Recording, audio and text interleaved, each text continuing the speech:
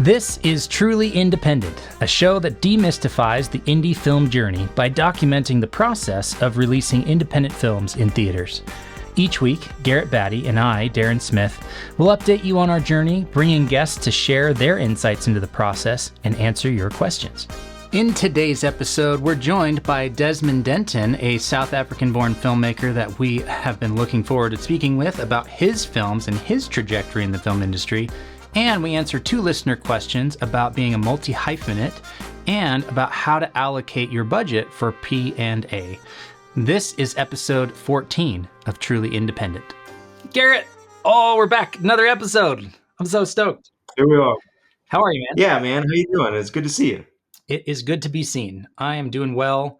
You know, today is a monumental day for 2 reasons. One, we're a month away from the Friday night release of Faith of Angels, which is scary and awesome and exciting.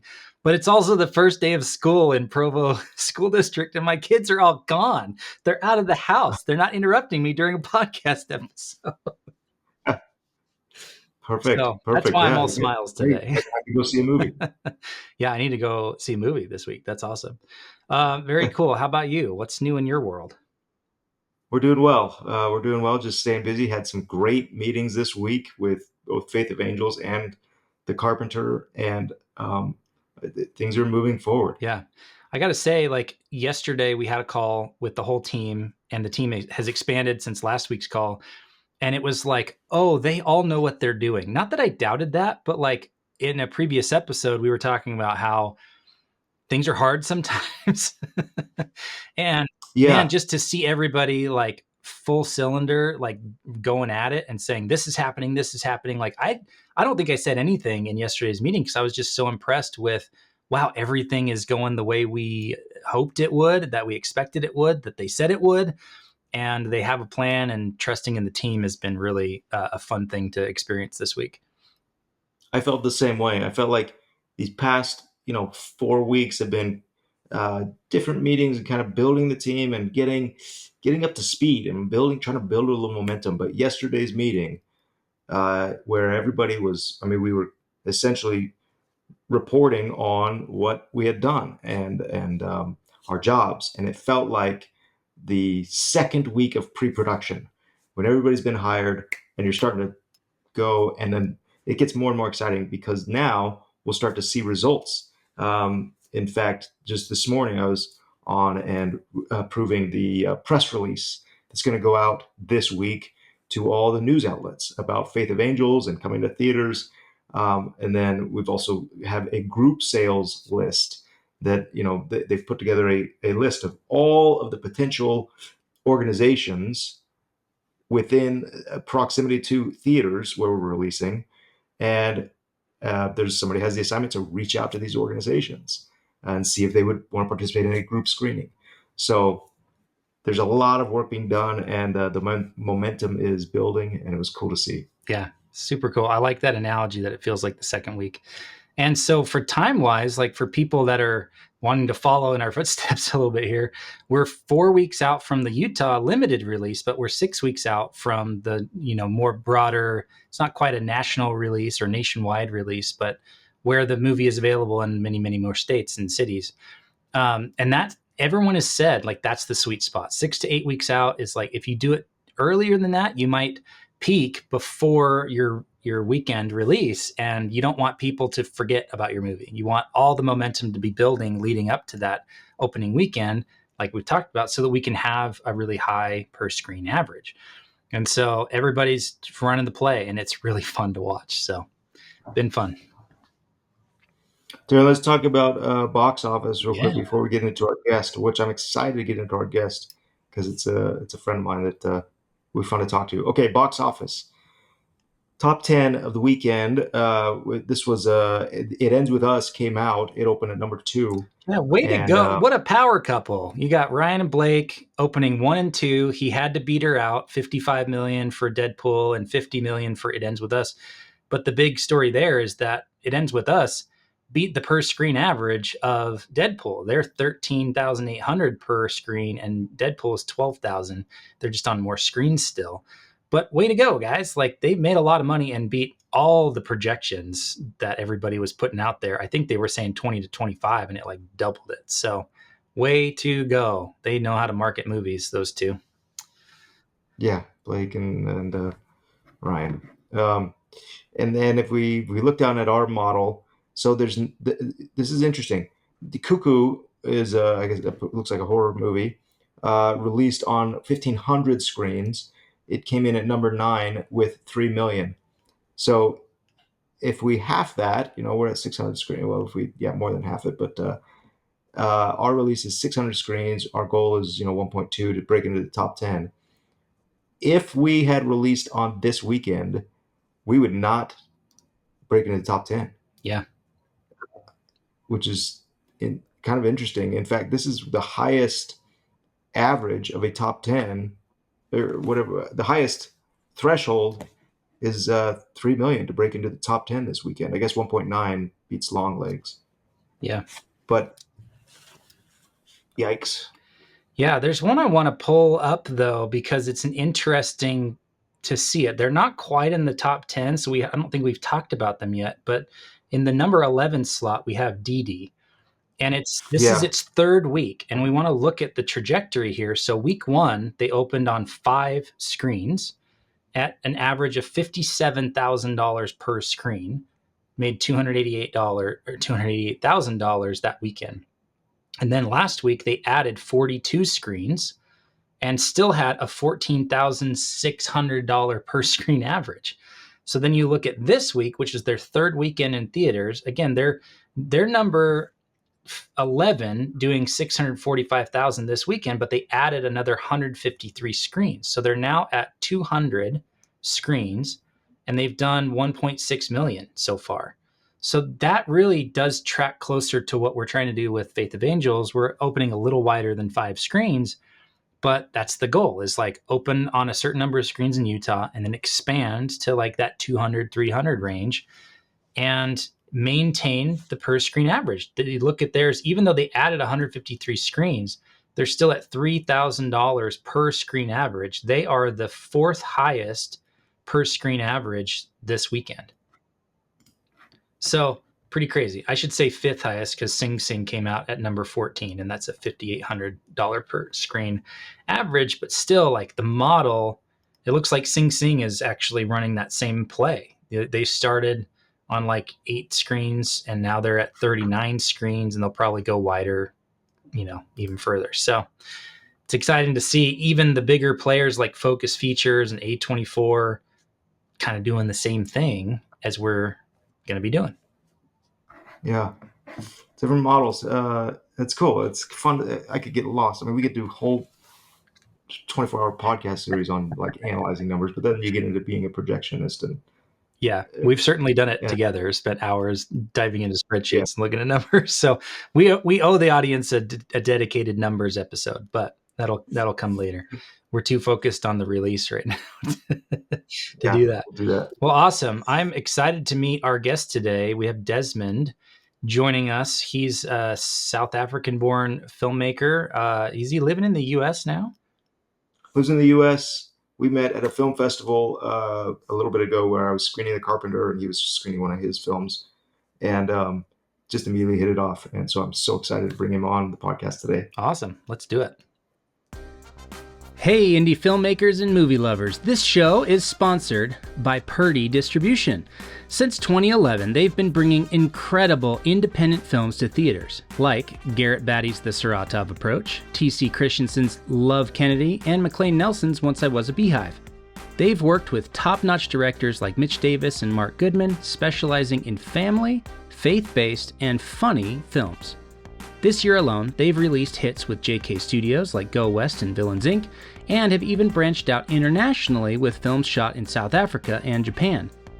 Purdy Distribution works closely with indie filmmakers, designing personalized distribution plans, whether it's a theatrical release or straight to streaming on platforms like Amazon, iTunes, Google, and more. If you have a PG or PG-13 film ready for the world, think about reaching out to Purdy Distribution. They're approachable and knowledgeable, ready to help you visualize your film's distribution. Even if your film isn't fully polished, they can offer valuable guidance. Plus, if you need that crucial distribution piece for investor packages, Purdy Distribution can provide a letter of intent to distribute, helping you secure funding without locking you into a contract. Mark your calendars for Purdy Distribution's upcoming releases: Tokyo Cowboy on August 30th, the digital release of Thabo and the Rhino Case on September 1st, Faith of Angels in theaters on September 12th, Villains Inc. on Amazon and iTunes on October 1st, and The Carpenter on November 1st. To stay updated on these releases and more, sign up for their newsletter at purdydistribution.com. That's Purdie distribution.com. Now, back to the show. Desmond Denton, how are you? Welcome. Doing good. Thanks so much for inviting me. Thank you for being here. It's great to see you, and it's great to reconnect. I was telling Darren earlier that you and I met at a film festival back in Washington, D.C. Is that right? That's correct, yeah. At the Museum of the Bible a couple of years ago. I was playing The Carpenter, and Desmond had a film there, one or two films there. Yeah, I had 2 short films at the festival. And it was just kind of that immediate kind of connection, like, oh, let's go to lunch. And we chatted, and being that Desmond's from South Africa, we had filmed The Carpenter in South Africa. We knew many of the similar, film-related people out there, and so it was great to catch up. So thank you for being here. Yeah, thank you. Can you talk to us a little bit about, so our podcast, obviously, Darren and I talk about, we're releasing these 2 movies in the next 6 months. Now it's 1 month and 3 months. Is that right, Darren? Don't ask me. I don't want to know. It's coming up. It's probably, by the time you hear this, one of them's probably released. Technically, anyway, we're a month out from the Friday, September 13th. It's August 13th as we're recording this, so we're a month away. We're 1 month out, yeah. So we talk about that weekly, and then we bring in guests and to talk about their experiences in film producing or film distribution. And I've been following you, and I've just been fascinated that you are a South African filmmaker, but you're here in the States and continue to create and produce films that that were in the festival that we met at, and then a year later, I was at the Zion's Indie Film Fest, and I'm a board member there, and I see a film from you and your name on there. And I thought, wow, what a small world, and you continue to just put out incredible content. Can you just give us an introduction real quick on kind of who you are and what you do, and then I'd love to talk to you about producing and some of the challenges. Yeah. So as I mentioned, my name is Desmond Denton, originally born in South Africa, Cape Town, been in a lot of countries making films, but always been really passionate about telling stories and finding really creative ways to do it. The one thing that you guys probably have experienced in South Africa, we've got the opportunity of we've learned the hard way of making the dollar stretch. So I've worked on big budget commercial films as well as indie films, and I've really learned the art of, let's call it, problem solving. And I really believe, like, making films, it's the better you can solve problems, the better filmmaker you are, specifically producer. So from the point where you have a story idea to getting it funded, to actually getting people to see it. So my journey over the last 23 years has really been an exciting journey with a lot of learning, a lot of highs, and a lot of incredible people that I've gotten the opportunity to work with throughout this time. That's amazing. Just for my sake, do you consider yourself more a director, a producer, a writer, all three? Like, where do you sit? It's a combination, and I must say, like, so my background, I've studied masters in fine arts. I've worked on film sets before I could study it. So even in school, there was no university in South Africa where you could study film at that stage. So I was literally working as a runner on sets, worked my way up till eventually there was a film school. I enrolled the moment they opened up. I would say, like, definitely producing, directing. I've directed a lot of commercials. Big part of my background is commercials and a production straight for TV. I've done a lot of Afrikaans films where I've either worked as producer, production manager, or on the other side directing. I like the combination. I don't necessarily always like doing the two together. So I might take a film from Garrett and say, oh, I love this. This is great. And I feel like he's the guy to tell the story. And I love being able to kind of look at it from a creative problem-solving business side. And then on the other side, where I can completely put myself as a person who just focuses on story when I direct. So I kind of split my time between the two. Some stories I love, just working with great filmmakers, saying like, I love this story. I'm not necessarily the guy to tell it, but I really can see this is a really good That's story to awesome. tell. I totally vibe with that. The idea of like a director producer, it's like they better have another producer there, because the idea of trying to do both on a film set is unrealistic, I think. Yeah, that's the model we've kind of Darren and I have done these past two films, where I've had the story and kind of taken it to a certain point and then said, look, I need to focus on directing. Darren, please rescue me. And it's worked out. You are currently working on a film or a project that you showed me the book a while ago. Yeah. And now, can you do you want to talk a little bit about that? Yeah, it's an exciting story. So while we were still in South Africa, before we moved over to the States, we started doing research because I love being inspired, and I know you guys also do stories inspired by real events. So in South Africa in 1969, there was the biggest earthquake that ever happened in South Africa. And what was interesting about it, this was in a time that we still had apartheid, so segregation. I grew up in a time that I literally witnessed the miracle of what we call the Rainbow Nation, of how a country on the edge of civil war came together and said, let's stand united under a flag. And I saw that firsthand. So it was interesting to do research on a story of how a community came together, where they were all covered in dust and recovering, trying to understand what's going on, because it's not a country that is prone to earthquakes. So we did research first just as a concept, as a documentary, and we realized this is a really good story to develop.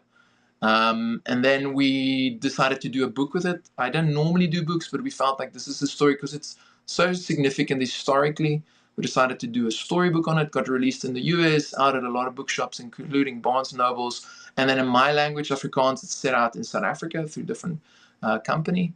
Now we're working on it as a TV series as well as feature film.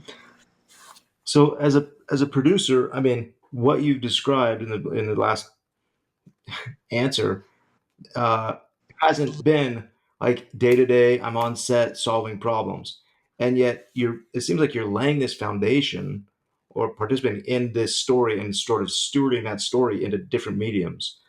I think it's if you link it to problem solving. So before, because when I studied film, I did a lot of AD, I did a lot of production management coming up into it. So I understand the onset.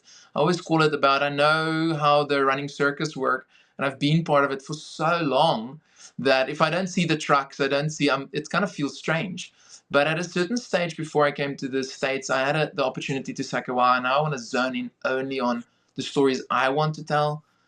So instead of like literally packing up and every time going with the circus, I was able to step back and say, okay, well, I'm only going to make so many films in my life, which is the films I really want to make. And that's a completely different story. So then you look at problem solving from a perspective of the films you want to tell, how you're going to get it funded, how you're going to get it out. And specifically jumping from South Africa, where I know the TV industry really well, where I know the cinema groups who we produced for, to coming to a new continent where it's a different culture. Although it's English, it's different things that people look for in an American film than in comparison to a South African film. So like, how do you create stories that can bridge? And I think we're in an exciting time where it can happen. You can create a Jewish story that literally goes across the world. You can create a story of an interesting African culture that people want to watch and they're exciting. But it's finding the right ways of telling that stories that people can relate. What do you think are some of the, I guess, challenges of making that story reach different audiences, or taking a South African story and making it play at an American festival? Yeah, I think getting it to play at a festival is not so difficult. It's because I've had a lot of success with South African, even Afrikaans films, playing in America, playing really well in Europe. There's always, you say, like, when you do a film, I love asking the question, and it sounds strange, but the why factor is always really important. So if you're making a film to win awards, it's a different film. If you're making a film to do well commercially, so you want to make money, it's a different film. Like, why do you make this film? And so for this one, like I'm a big fan of fine art. So when we looked at the story, like the visuals we're creating, we're really looking at like some of the Rembrandt styles of painting, some of the old Dutch style of filmmaking. So it's really like a work of art that is very touching in a way that although you have an earthquake, you can easily create a spectacle. And I love it's like on-set real stunts and things like that. We have a lot of that is going into it. So it's easy to make a film that people go like, oh, they want to see the earthquake, they want to see, and you do want to have that. Sure. But then you can go one level deeper in regards to how do you tell the story. So things like names. It's really easy to say a few names and people will not even be able to pronounce it. Something like Mariki or Ignatius. Like Americans will struggle. You guys can try and say Ignatius. Yeah, what is it? Ignatius. You got it, Garrett. You've got some. I got some South African in me. That's awesome. Yeah, but it's things like that. So when you take a story and you package it for an international story, you specifically look at, okay, I want to reach, for example, the faith-based, or I want to reach the hallmark, or I want to reach, you kind of very specifically look at who's the people you're talking to, what is interesting to them in the making. And that's why I like having the producing directing hat on early, because in the way that you treat it, in the way that you film it, in the way that you make the behind the scenes, you get to have all those elements early on instead of afterwards you've made the film. Now you have to throw together some behind the scenes. Now you have to, and that's the way we learn. I think indie filmmaking, working on the two sides really taught me this is the way it's done when you have money, and this is the way that you do it, and it takes very long when you don't have money. Yeah. And it sounds like from what you're saying, the principles are still the same. I mean, whether you have money or not, you were starting saying, who is my audience for this story? Always. And how do I best structure it? Whether I start with a book, whether I start with, publishing the real newspaper articles, just really kind of start building that audience interest in the story. But whether you have, $100 million to market or you're kind of bootstrapping the whole thing, the principle is the same, that you have to build your audience.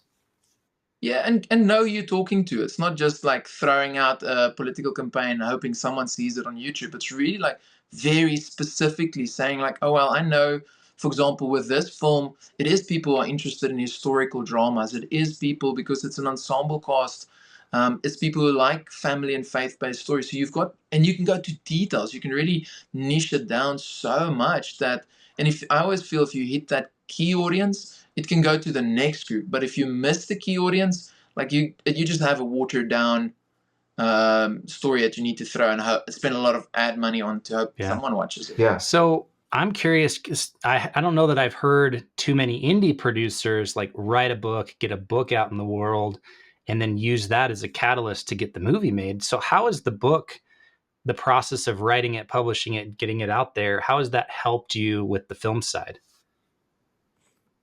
I think what it's done, and I'm very used to the scripting format, so because it's much shorter, you don't have to, I'm not saying you're not spending as much time, but I feel on a book, you're kind of writing everything that's in your mind. So normally I would have my director's treatments and all those details. Here you had a book, so the format was so different, and I'm lucky to have a really creative partner, my wife Vera, who's a very good writer. So it was great to have the story and then to flesh it out with someone that is outside of my own head. Because it's great to have someone that can criticize and look at it, because a lot of times as artists we make something and kind of audience need to just take it in. In South Africa we have a very good process with script editors who looks at it and really say like, oof, because you don't always have all the funds to make it, so you want to make sure by the time you make it, it's really it's good. So with a book it had that process, and I loved it, and you could test it with people. Does the book resonate? Does it sell? So it was great, because it wasn't just us making a film saying like, hey, there's interest in it because I say there's interest in it. The book got picked up very quickly. It already won I was at Content last year, it won as best project in development. So the script has already won a few awards. So it's great to test, because as artists we stay very long in our own head and we believe that it's good because we think it's good. So developing it as a book was for me good from a research perspective, and also now I've got feedback kind of seeing how's the book doing in the US, how's the book doing in Europe, what is the feedback I'm getting in, and also it gave me a chance to write out a lot of details. So even in the visuals I got so much more background info that would be one-liners and short info for a character that I actually have drawn out in the story. That's awesome. So now that you're at that stage, I mean, is the next step fundraising for the movie, or do you pre-sell? How do you approach? It's a combination. So for release to South Africa, it's pretty easy. Like, because people, the TV stations. We've already got the bridging funding for it secured. So now we in the, I call it pre-packaging. I'm marrying specific co-production partners or TV stations that I feel like this is a good US release, or this is a good European company to work with. We have a Dutch co-production that we are investigating with it. So it's really seeing if you want to make it to go beyond your own border, like that's what I'm saying. It's like pre-packaging. So yes, it is things like pre-sales. It is things such as, so you don't sit with a finished product and now you have to invent, how am I going to do it? It is a longer process. Sometimes it's easier, like, to make films is not so difficult. Like, you go out and you can make it. Like, I've done it for long, so it's like you always itch to make the next story happen. Yeah. And as artists, we find ways. Like, if you really want to make something, you'll find a way to make it with your friends, with family, with people. There's ways to make things happen. But I like playing the longer game. What I mean with that is like really thinking through, understanding that I'm going to make so many films in my life. I want to do it really well. This is why I'm making this specific story. The message with it, the heart with it, and how I want it to feel and look, and kind of the timeline how much time I'm willing to invest in it. Yeah. So yeah, probably in the next, like, realistically, I'm looking at, because I've got another documentary I'm finishing up, but in 2 years' time we want to be on set. So 2026 is the year I've put out this production. Okay. So we're really, it is a really long game. Okay, so Yeah. let me walk through that just so I can process it. We've written the book. The event happened. It was based on a true story. Right? Yeah, 69. 69. So that happened a while ago. Okay, now we've written the book, gotten the story out. You have distributed the book, or the book is published, and so now you have evidence that there's audience interest in the story. Yeah. And then now you're taking the book and the story and the screenplay and essentially partnering with either South African television and other, North American television for rights, so that they will fund, or they will either fund the movie or commit to an MG so that you can then bridge it. Basically. Yeah, and based on it, we can do it earlier if we decide, but I've done too many productions where, for example, we've done a lot of, let's call it facilitation jobs, where it's quick. You can quickly make a film. So we've done a few, I've worked on a few that came to South Africa, shark-based films, and they came out, and it's these crazy end-of-the-world things. And the scripts are, like how these big, crazy movies are. You read it, and it's just, the budgets are great. They know who they're working with. They know their target audience. The scripts are like crazy. Like, no, I wouldn't say good, but it's Maybe like, but they know it works for that audience. And the love that they have sorry, it's showing a message here. The love that they have, they want to do it quickly. They want to do 10 of these films a year, and it works for that model. Yeah. I think for our one, I really want to do something that I feel is really, really good as a form of art in itself. And therefore, I'm kind of playing it over a slower time. I wouldn't, even if I have all the money today, I would not film in less than a year. So there's the principle right there that we've already talked about throughout this whole podcast. If there's an arc, it's how to build an audience, right? And what is the result of building an audience? And you're saying those folks that are just asking for 10 films a year, what do they have already? They've got an audience. Like, they know what they have. Yeah. So now they're just like, hey, we have to feed this audience some great content, which is a good spot to be in if that's what you're going for. Yeah, if you've got the channel backing, and that's what I'm saying, when we've before produced for straight to TV, you can do 5, 6, 7 films a year because they have the marketing. That's what Netflix is doing now in South Africa, and they're doing a great job. A lot of my friends, they're producing straight for Amazon Prime and producing for Netflix. And it's a great model because they speak to an audience that they know. And that's what the indie artists often don't have, even faith-based. It's slowly happening with Angel. It's slowly happening with things where they have the channel to speak to people. Yeah. But for everybody else, you need to, every time you make a film, build that. And that's why it's great to do collaborations. It's great to work with people so your voice is bigger than just your little fan base. And that's why connecting to a TV station, connecting to a charity, an NGO, everything you add to your story makes your voice, it amplifies what you're doing. What are the TV station, if you get one to say, yes, I love it, that's the easy way to go, definitely. Yeah. Once you get the stamp. What are the compromises that you might have to make as you expand and bring on a partner or Yeah, uh, it's a lot. You have trade-offs. to. You have to. It's always a thing of what are you willing to compromise. So some stations that I know of, like the moment you go that route, there's specific ideology, there's specific things they want to showcase. So you have to look at it and say like, are you willing to compromise that? And I've had occasions where I said, this is an indie film completely. I don't want to compromise because it's going to water down the message, or it's going to water down the production, or and because we've done a lot of straight like TV based release for cinema, but it's a TV station who's involved, who pre-owns the rights. I've seen very strongly how they get involved in creative aspects, in cast, in so if you want to be the boss, if you want to do it completely your own way, you're going to struggle with working with pre-sales. You're going to struggle working with TV stations. If you build good friendships, connections, and you kind of serve them that they know you are a good person to work with, like you know what you're talking about, you get more leverage. You can't on the first film go out and saying, hey, this is what we're doing, and they putting in the money. They're the investors. They taking the risk on you. So I think you need to build that to a space where you can have more of a voice. Otherwise, you need to do it smaller. Work with local companies. Work with local tourism. I think you kind of need to decide what are you willing to compromise on your story. How much are you willing to give? And the bigger the company, a lot of times, the more you're gonna have to give. Yeah. Darren mentioned in a previous episode, he said profits equals permission. And so, Yeah. yeah, until you're there and saying, hey, we've proven this before, and maybe that's proof equals permission as well. It's like, yeah, we're established, we've done several films, and come and partner with us, and this is the way we do things. Great. But you're right, if it's our first time effort for an independent filmmaker saying, hey, this is the way I'm going to do it, and give me money, those roles might need to be reversed and say, how would you like me to do it with your money? One of the smart things I Yeah. think you're doing, though, is you're building that audience along the way. And there's another principle of the secret, or the easiest path to success, is to put what you do in front of the people who already value it.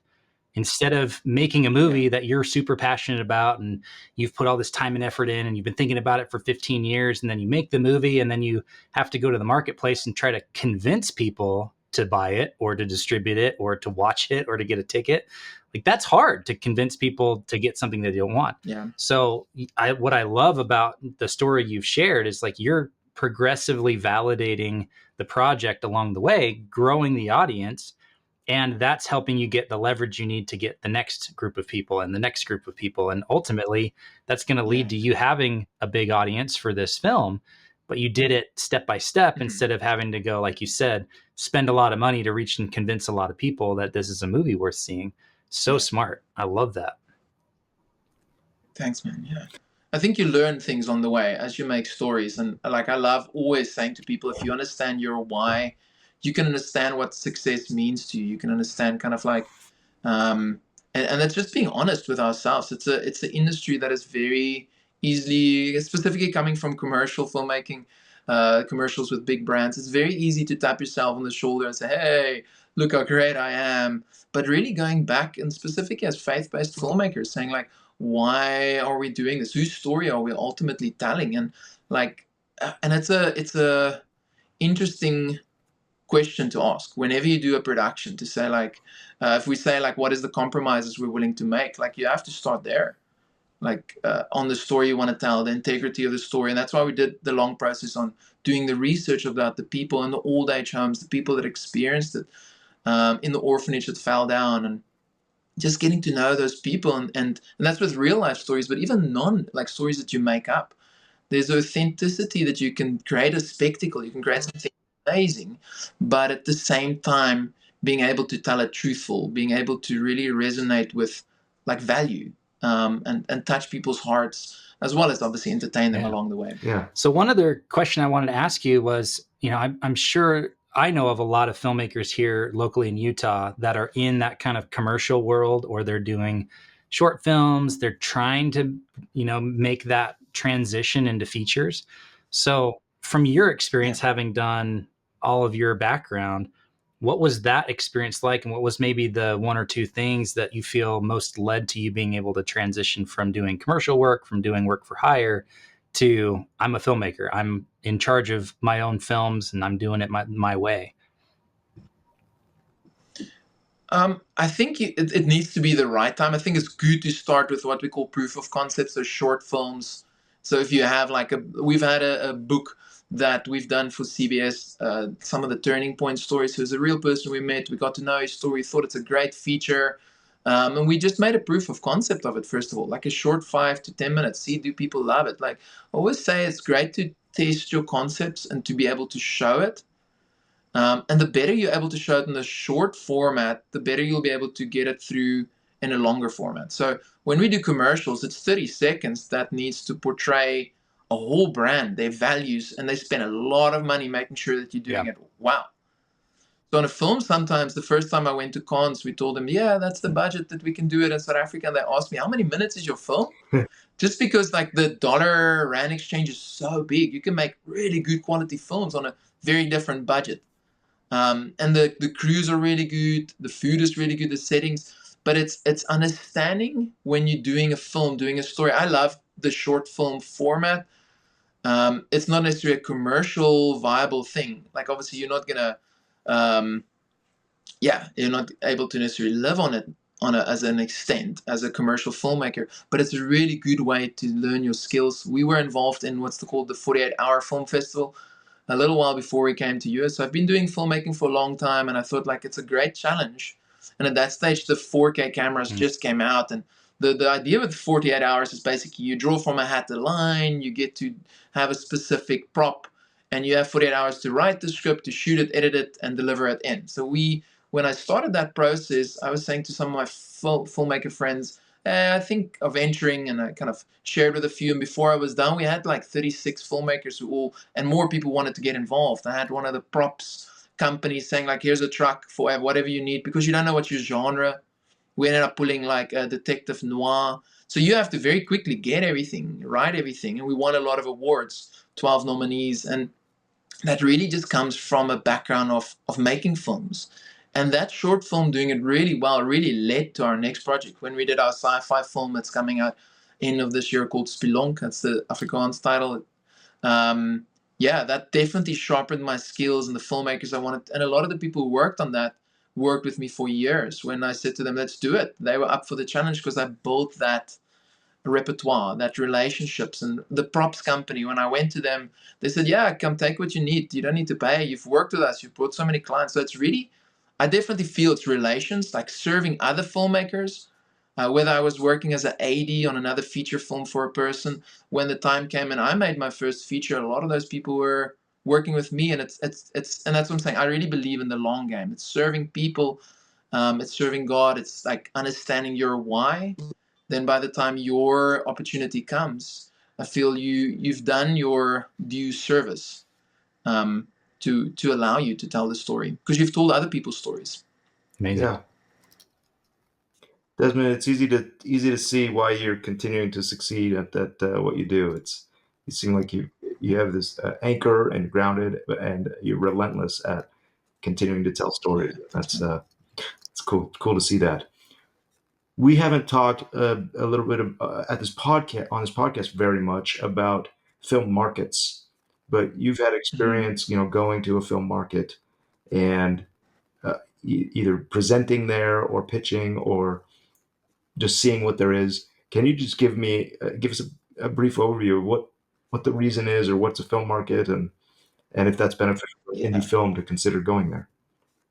It's different market to market. I'll give you the examples of something such as Cannes Film Festival. There's Discop in Africa. I've been to a few different ones. I've spoken recently. I was at NRB where I was presenting a masterclass. So there's different types of one, and each of them have a different focus. So of course, like the faith-based ones, such as the NRB, is very different than, for example, Cannes Film Festival. But the first time I went, I was a lot younger when I went to Cannes, and I really learned it's you need to, for example, Cannes Film Festival, it's a humbling experience going there, seeing these stars, being a little bit like dazed out by all that you see. And it's very easy to feel lost because there's so many filmmakers, everyone running, trying to sell, so many people trying to saying, hey, here's my story, running to TV stations. What I found that for me worked is having specific relations. Yeah. So at the event, there were specific people that I already got to know or got introduced to. So there was, by the time I went to the market, I already had the meetings lined up. Otherwise, what happens, you kind of go place to place. They don't know you. They don't know your track record. They take your card. You don't hear from them. It's just like there's thousands of filmmakers really hungry, as bad as it sounds, to make a success. People who's willing to push in more, people with better relations, people with better funding. And everyone is knocking on the same door. Yeah. I a lot of times say like a market is, and a lot of markets in the US I've visited, feels like everyone's auditioning, but there's no show. Mhm. And it sounds bad. So it's like a lot of voice artists, a lot of singers, but there's no show. So you what happens is if you want to get to the show, you get to see who's the makers, who's the TV stations. A lot of people presenting the TV stations at that place, they're there to sell themselves. They're there to present their title. They're not at that moment interested in your one. So if you're going to a market such as Cannes, if you're going to NRB, if you're going, this is great places to learn, to connect, to start the conversation, just because everyone is there. Yeah. But if you're going there thinking like I'm going to throw my film out and make quick success, that's like 1 in a million, like very few. It's like the lottery vibe. You can, but it's very difficult to do it. If you're going there with the idea of I've seen these people, I'm seeing them again next year. I'm seeing, like, for example, Garrett, I've seen you at a specific festival. Now we're on the podcast. Next time we're together on a set in South Africa. Yeah. Like it's a long game. I really believe that a market you have to see as part of a learning experience. Your first time you go to a market, it is very humbling. Yeah. Oh, well, even if you know people. yeah. I mean, that was my experience going to Cannes the first time, and you're in this, what is it, the March du Film or whatever, Yeah. the giant convention center full of rows and rows of booths. Each one represents a different distributor or production company or country, like a film commission, and you're just going booth to booth with your card or poster or DVD or whatever it is, trying to get attention. And it felt very much reminiscent of putting a movie into theaters. And you go, have I built an audience for this? Have I done my due diligence? And no, if you show up and just hope people stop what they're doing and pay attention to your movie, that's a recipe for failure. Yeah. It's a bit like a cold call. Yeah. And the next time I was there, I had established some relationships and say, okay, I'm going to meet with such and such distributors, these top 10 people that I've already reached out to prior to coming. Yeah. And so they're expecting me. And just like releasing a movie to theaters, you go, hey, we're going to release it in these top 10 theaters because we've done well there in the past. And now we're telling people that we're coming. So it's very much kind of a repeat the process of building your audience and getting the story out there. Completely, yeah. Fascinating. Desmond, this has been so great to hear from you and your experience. Where can people go to find out more about what you're doing? Easiest is literally just typing my name, surname, DesmondDenton.com. That's the website, or they can connect with me on Instagram, Facebook. They'll see some of the work we're doing, the productions, some of the documentaries that we're busy with in the US, and features. So it's really easy just to type my name, last name, and it'll take them to the website with a lot of information about what we're busy with. We could put that link in the show notes as well. Absolutely. Amazing. Thanks. It's so good to meet you. And I hope that we have future opportunities to connect. And, like you said, it'd be fun to be on a set in Cape Town again. I'd do it in a heartbeat. Yeah, I don't know about you, Garrett, but 100%. Let's do it. Let's go. It'd be great to reconnect with the film family out there. They've become dear friends of ours. Cool. Thanks so much, man. Okay, man. Good to see you. Thanks for stopping by. Oh, man. That was so cool. I'd never met or heard of Desmond before, but it brought back all these pleasant memories of being out in Cape Town and everything, and the accent. And man, such a cool story. Yeah, he's a great story and a good guy. And when we met and he said, where'd you film? We said, it was South Africa. We immediately connected and dropped a bunch of names of who we both knew and had worked with. And it's immediate friendship. Gosh, that's amazing. Yeah, it's making me want to go back. My wife always reminds me, remember how you said you would never do that flight again, ever, ever, ever? Because it's 30 hours away. I was like, yeah. But a week later, I was like, oh, I'd go back for a premiere or a preview. I'd go film another movie there. I would just bring to my see family all, with me next time. yeah, that's right. It would be worth it to go again. Yeah. Just to reconnect with those people. Well, very cool. There's some thoughts that I wrote down as he was talking, just that I wanted to highlight without stepping on him and taking his time about it. But what I loved is that he understands that the market is the market is the market. Like you have the movie you're making, as much as you see it as a work of art or a passion project, if you're trying to make money doing this thing called filmmaking, you've got to at some point put that thing you made in front of the market and see how the market responds. And if they respond poorly, meaning they don't buy tickets or don't invest in your idea or whatever it might be, then that's the wrong approach, right? You can't just make stuff and then hope that the market works. He's doing so much validation along the way. And I see a lot of filmmakers that I talk to that the question is always like, well, what about my film? How come no one's investing in my thing? How come no one's reaching out to work on my thing? How come my project isn't moving forward? I was like, well, put it in front of the market. Like, don't just wait for people to call you and say, hey, I heard you have a movie and I have $1 million. Do you want to trade? It's like, that's not real. That's not how it works. So start with a log line and then start with a synopsis and then move to a treatment or a short version of your idea and see how the market reacts. And that's kind of in tech or in startup land, they call it the minimum viable product, an MVP. It's like, what's the minimum viable version of your idea or your story or your film that you can put in front of the market and see if there's some validation there? And if there's none, then maybe don't spend the next couple of years and lots of time and money on an idea that isn't going to work out in the marketplace. Yeah, it helps you refine that idea. You go, oh, okay, there's none. Well, why not? And let's look at what's not working to refine it. When I started pitching one of my first films, and the investors responded in a certain way that was contrary to what I thought they would respond. No, it wasn't even about money. It was about the story. I go, oh, I need to revise or clarify or pivot to make sure that the market's going to respond how we want it to. That's a great thought, Darren. Yeah. The other thing that he said is like that transition from starting in commercial work and work for hire and working on other projects and that progression from that to now, producing and directing the films that he wants to work on. That happens when you create value for people and then you show that you've created value for people. And then the next level of people can go, oh, I see that you did this. That means you could probably do this for me. Right. That's been my experience as well. Like I was working on a TV show. I was trying to be a film producer, but I was working on a TV show, reality TV show. But someone saw, because I was posting pictures and sharing that I was working on this thing. They saw that, he just did 10 episodes of a TV show. He could probably produce a TV pilot for me.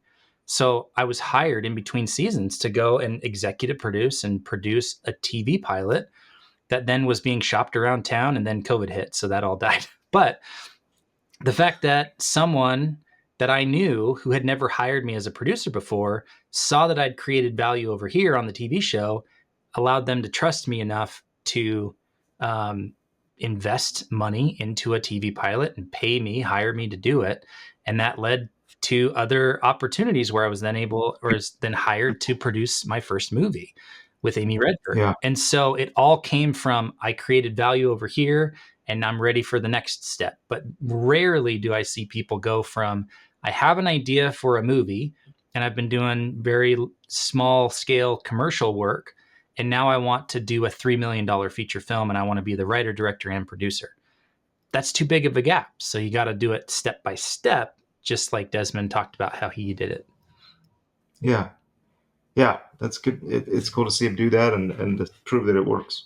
All right, Garrett, we got 2 questions from our audience. Thank you all for submitting those. If you go to 3coinpro.com/podcast, there's a form and you can get on the email list and send over your questions. We love answering them on the podcast. It's one of my favorite aspects of this show. So this one's for you, Garrett. How many jobs is it easier to do multiple jobs on a film, or do you recommend just trying to do one? Because you're a multi-hyphenate, right? You're a writer, director, producer, executive producer. And every once in a Yeah. while, you're an extra in your movies as well. And so, Right. do you prefer that because for some reason it's easier, or does it help the project move forward? Or if someone's listening to this, would you recommend, oh, just really hone your skill in one area and then you can expand later? Like, how do you think about that? Yeah, do it all. Do it all. Uh, no, I'm winking as I'm saying that. A lot of times that's dictated by the scale of the project, the size of the project, and if it's something that I think every project starts out small with some sort of an idea, and then the either producer or the screenwriter has got to propel that to the next phase.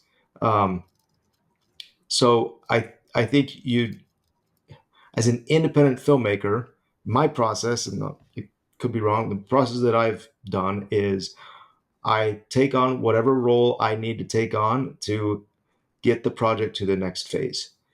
And if that is producer, when it starts, that's producer. And so I am producing this movie until I have the funds and money or interest raised that I can now focus on the next phase and hand the baton off to somebody else.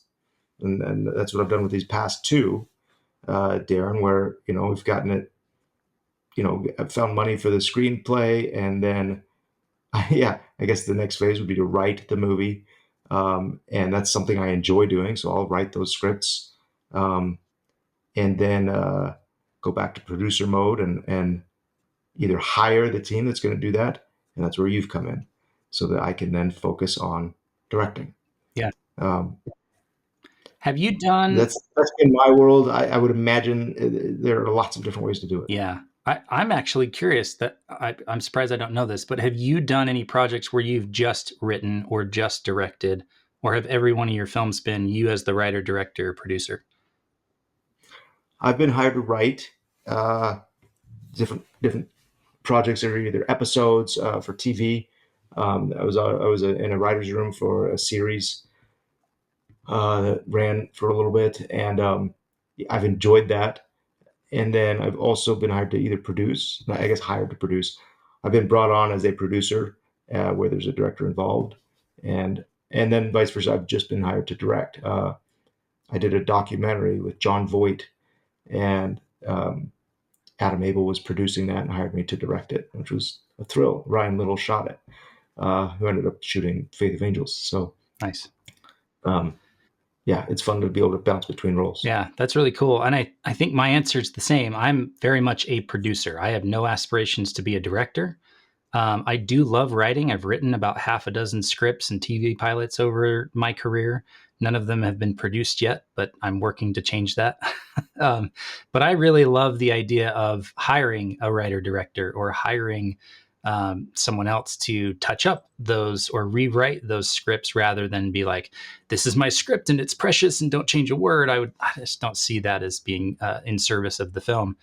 But I love what you said in that whatever serves the movie is what you got to do. And the more responsibility you take on, it's similar to that profit equals permission idea. It's like the more responsibility you take on, the more leverage you have, the more that you can impact the momentum and the forward progress of the project.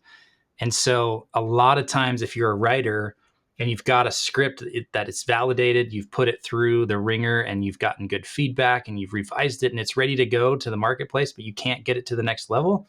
Well, maybe you need to put on that producer hat and just take on that responsibility of, I'm going to move this project forward instead of letting it stagnate. So I'm very much in favor of writers and directors taking on the producer role with the explicit caveat that producer is not just a title that should be handed out. I think I've talked about this before, so I won't belabor it. But like my belief is that if you're a producer on the movie, you're in it for the life of the film.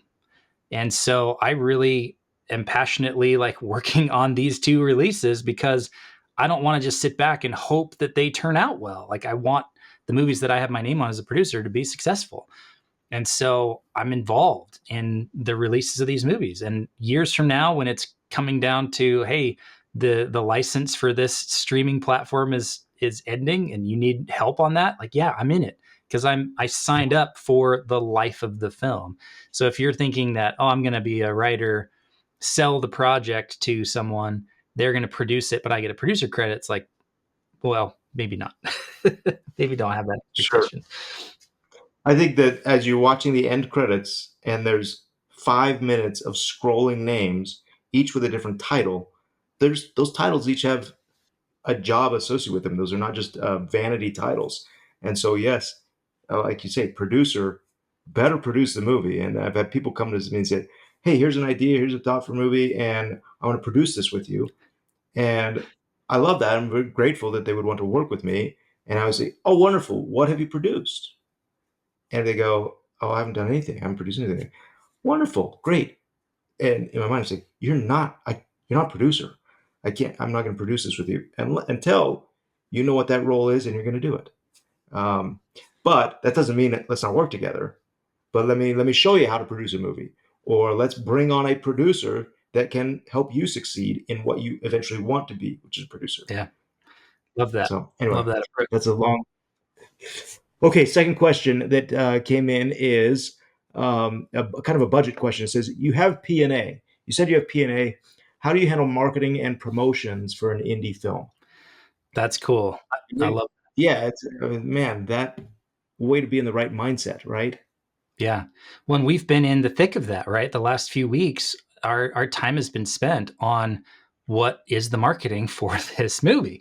And so, we've had meetings with our marketing team and asked questions like, what about this? And what about this? And realizing like, oh, we hadn't brought that up before. So we need to quickly put a plan together, right? So what I love is that you have a budget that you've raised for the marketing, the P&A, which is print and advertising, and marketing is kind of included in that concept of P&A. So the letter P and then the letter A, P and A. I've seen people write it PN, a letter NA, Yeah. and I was just It's like not that. like, But okay, hold on. marketing is included in that, right? And so you've allocated money for the Utah release, and you've allocated money for the wider release of Faith of Angels. And just in the last week, we've had to say, okay, out of the Utah budget, we're going to allocate a certain amount for billboards, for a radio presence, and then the balance can be used for digital. And I think every movie's different. So we can't say this percentage for this and this for that and this for that, because like we mentioned on the call, it's like we have a really unique opportunity because our audience for Faith of Angels is very highly concentrated along the Wasatch Front of Utah. So let's really heavily hit that with billboards, with radio, with all those things. Whereas in other locations, other markets, it might be better spent to just do digital or just do radio. So every market's different and every film is different. Yeah. I think it is about, I think the decision or the deciding factor is about how many impressions are you getting by your audience for your film. And say, okay, hey, by social media tagging, we can get 1,000 impressions per dollar or whatever. All right. A billboard is going to cost us this much. It might generate 10 times that many impressions, but is that our target audience? In a concentrated area like Salt Lake City, for a movie that about a story that took place in Salt Lake City, yes, that's a concentrated audience, and your money is spent well on billboards. If we were to throw a billboard up in the middle of LA for this particular movie, our audience for a faith-based movie isn't worth the cost of a billboard, and we can be much more targeted. So it's about making those types of decisions. But yes, how many impressions can we get for our dollar to buy our intended audience? Yeah. Well, that's an interesting conversation too. We can have another time, I think, of like the outcome though is not impressions. The outcome is ticket sales. And so you can get a little lost in the weeds on, well, if we do digital or if we do TV or if we do radio, like some of those you can track impressions. Like it's really easy to do that on social media and running ads. How many impressions on a billboard? Well, they can give you the statistics of, well, on a given Thursday or a weekend or a weekday, the average is this many cars drive by. But we have no idea whether they clocked it, whether they saw the billboard, whether it was on the rotation when they drove by, whether they were, sipping a drink and spilled it on themselves as they were driving by. We don't know. And so, yes, impressions are important. And it's a good way to kind of weigh the options, but ultimately it's about ticket sales. And so we're not going to be able to track impressions officially or super accurately with billboards, but we know based on past experience of other movies that have just done billboards and very little digital ads, they've made a lot of money. So we can go, yes, we know they're effective. Yes, they lead to ticket sales. Yes, we're going to do billboards. And I think that's why I still add on that clarifier of for our intended audience. Yeah, it's So say our intended audience is ticket buyers to this movie, not just drivers that are drinking their soda at the time the billboard appears. exactly. Awesome, man. Another great episode. Thanks for putting that one together. Desmond's a great find. Everybody go check him out online, and definitely head over to 3coinpro.com/podcast. And guess what? I'm going to throw in one other request. Share this podcast with a friend. If you're listening, this is episode 14, I think. Like, my goodness. If you've been listening along, first of all, let us know and let us know what you think about the podcast. Leave a review would be great. But if you tell someone about it, it goes a long way in helping us reach more filmmakers and help spread the gospel of independent film. Yeah, thank you very much. Another great episode. Thank you, Darren. Thank you for listening to this episode of Truly Independent. To join us on the journey, be notified of new episodes and screenings, and ask us questions about today's episode, head over to 3coinpro.com/podcast and put in your name and an email address. If you're a fan of the show, please leave us a review on your favorite podcast app and be sure to share this episode with a friend. Thanks for listening, and we'll see you next week. Our intro and outro music is Election Time by Kjartan Abel.